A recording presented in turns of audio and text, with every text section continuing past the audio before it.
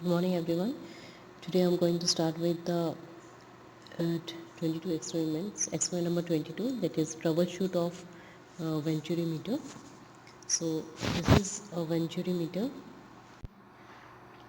So the cross section or the components of Venturi meter is that here Venturi meter is, if you can see here, the Venturi meter is connected to the pipe.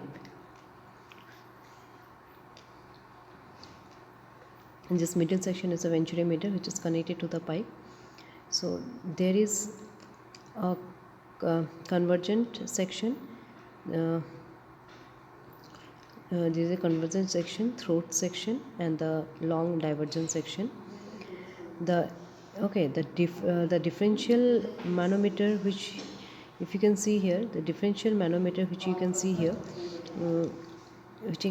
whose left side is connected to the inlet of Venturi meter, and the right tube is connected to the throat of Venturi meter. Now we can get the pressure difference between the inlet and the throat. Here the direction of flow is between the inlet and the throat, which is from the inlet section to the throat section, and further to the divergent section, and flow is accumulated into this discharge tank to measure the discharge, and further it is moved to the supply tank. From here water is lifted by the pump and it is carried to the required pipe, and then it goes again to the Venturi meter.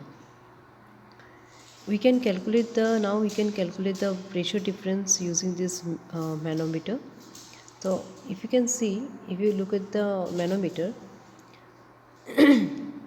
here, on the left side of manometer it has mercury level, and on the right hand side it has mercury level. So these two, now take the difference of these two levels, that is manometer readings, and this manometer reading is denoted as X. I hope you have understood the practical. Thank you.